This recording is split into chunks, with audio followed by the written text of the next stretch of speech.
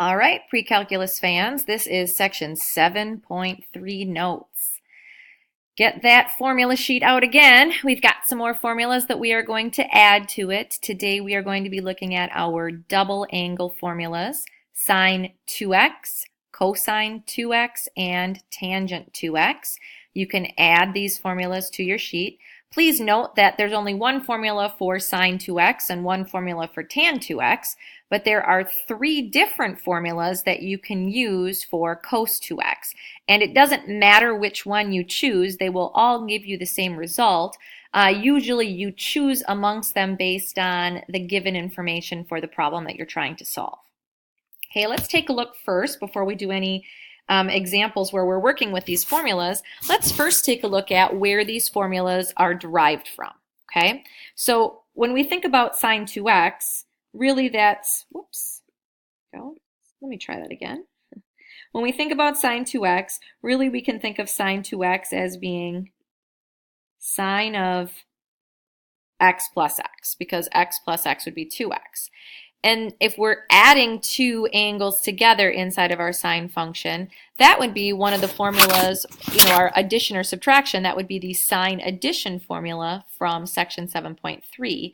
And we know that the form of that formula is sine x cos y plus cos x sine y. But in this case, x and y are both x. So when we put it into that form, it's going to be sine x cos x plus another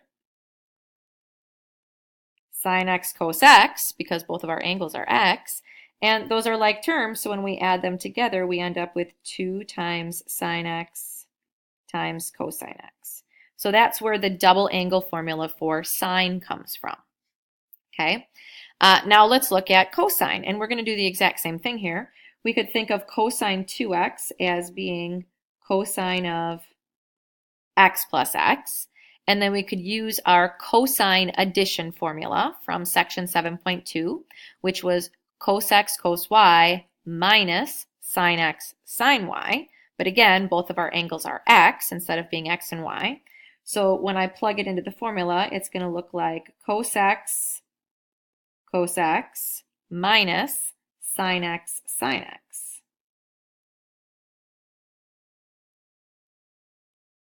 Well, cos x times cos x is cos squared x, and sine x times sine x is sine squared x.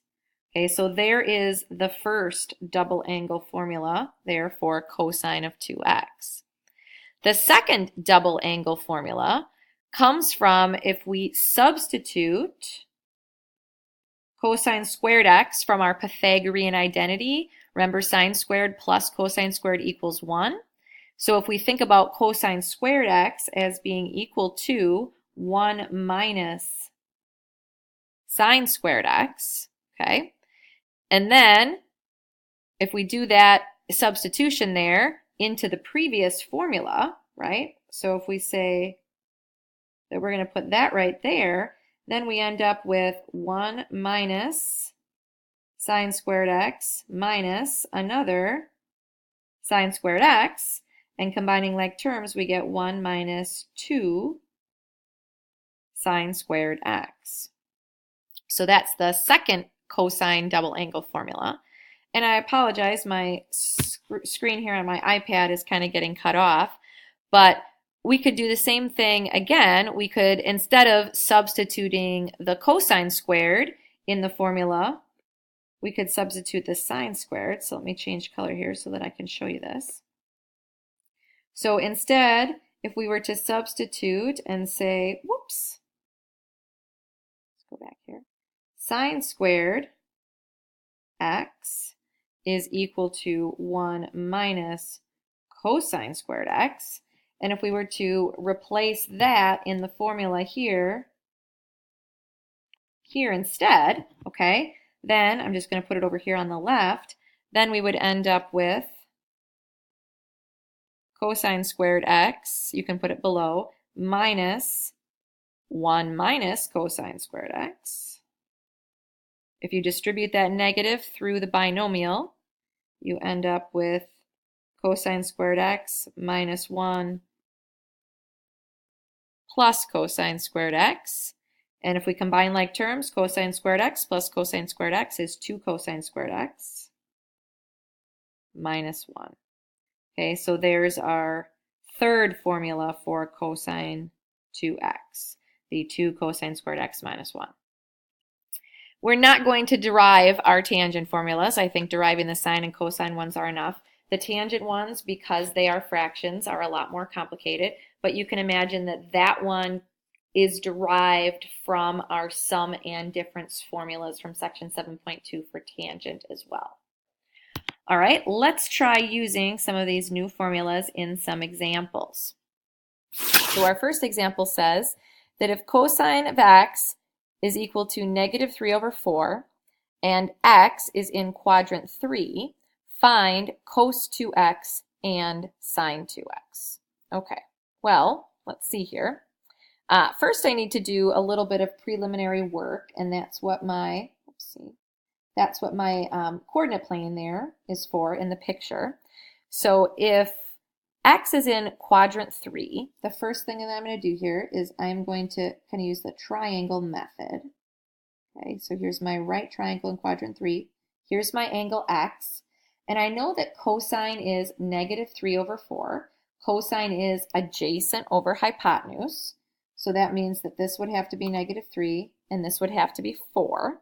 Okay, so I can easily solve for the missing leg of my triangle using the Pythagorean theorem. So it's going to be negative 3 squared plus y squared is equal to 4 squared. So 9 plus y squared equals 16. Subtract the 9 over, and we get y squared equals 7. So we know y is going to be equal to plus or minus the square root of 7. Since we're in the third quadrant, I know that it's going to be the negative square root of 7 there for my y value. Okay. All right, so if I am asked to find cos 2x, I'm going to be using one of those 3 formulas above. And since I was given cosine, it might be easiest to use the formula 2 cosine squared x minus 1 since I was given the cosine of x. Okay, so I'm going to start with that formula, 2 cosine squared x minus 1. Okay, again, right off the identity sheet. And so I'm going to go ahead and I am going to plug in the value of cosine, which was given, which is negative 3/4. So this is going to be 2 times cosine of x is negative 3/4. I have to square it, and then I'm going to subtract 1.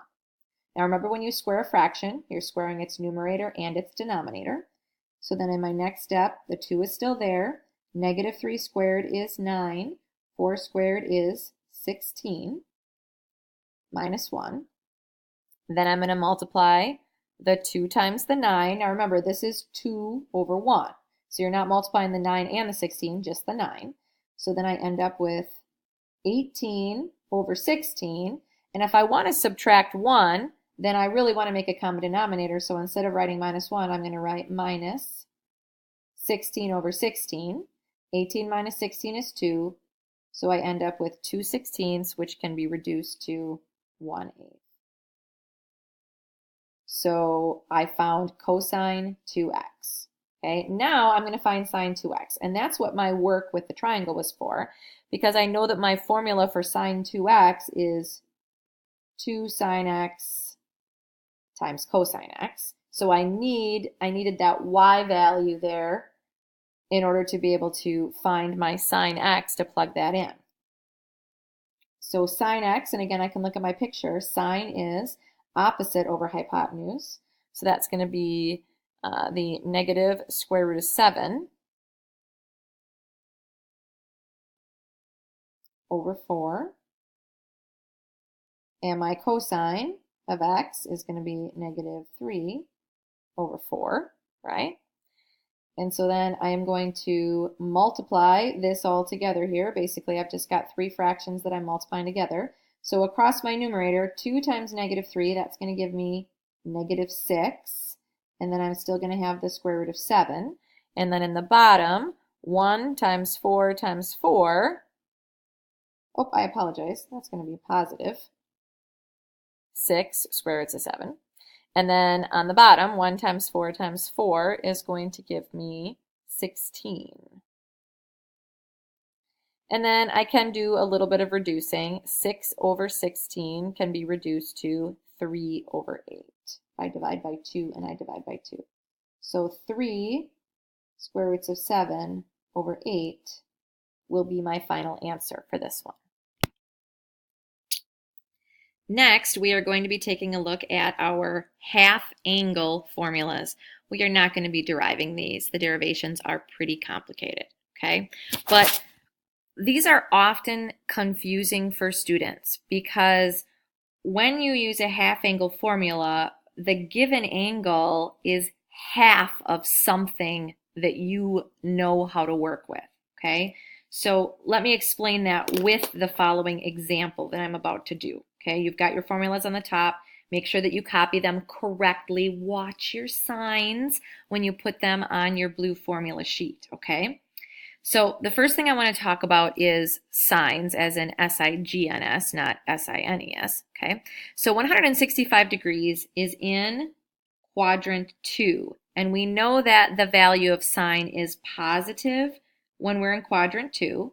So right now we're just determining the sign, S-I-G-N, of our answer. So we are going to use the positive square root when we get to that point.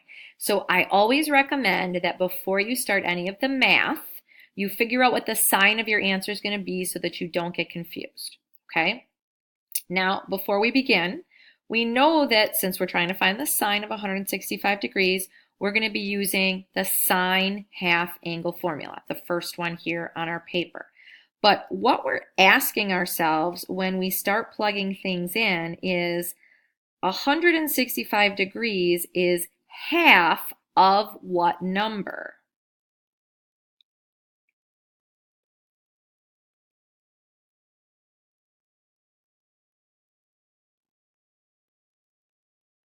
And the answer to that is, if you double 165, you get 330 degrees, right? So 165 is half of 330. So that's how we're going to write this expression. We're going to say that the sine of 165 degrees, oops, I need to make my pen a little bit skinnier here.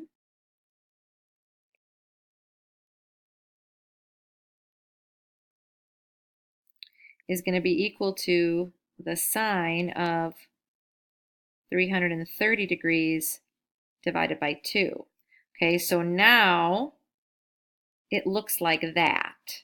So the x value is 330 if you compare those two things there that I'm going to be plugging in under my square root. And I already determined that I'm going to be using the positive, right? So I'm going to be using the positive square root of 1 minus the cosine of 330 degrees divided by 2. Okay, we're under a square root here, so we have to do all of our work under the square root. Well, cosine of 330 degrees, 330 is a nice number for us on the unit circle, and the cosine of that ordered pair is square root of 3 over 2. So this becomes positive square root of 1 minus square root of 3 over 2, and this is all over 2. Okay? Now, there's lots of different ways that you can do the following math, but basically the 1 is being divided by 2, and the square root of 3 over 2, or the negative square root of 3 over 2, is being divided by 2. So I find that the easiest thing to do is first write them as two fractions, and then make a common denominator and combine them into one fraction. So what I mean by that is rewriting this expression as 1/2 minus square root of 3 over 2 is square root of 3 over 4. And then if I want to make a common denominator and add these two together, then I'm going to turn 1/2 into 2/4.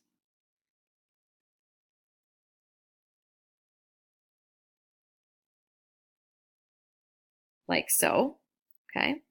And then I'm going to do a fancy little trickaroo, and I am going to factor 1/4 out from both of those fractions, right? So I can show this in multiple steps here. I'm just going to take up a lot more room. And again, if you can do this math more quickly, that's awesome. I just want to show you every step so you can see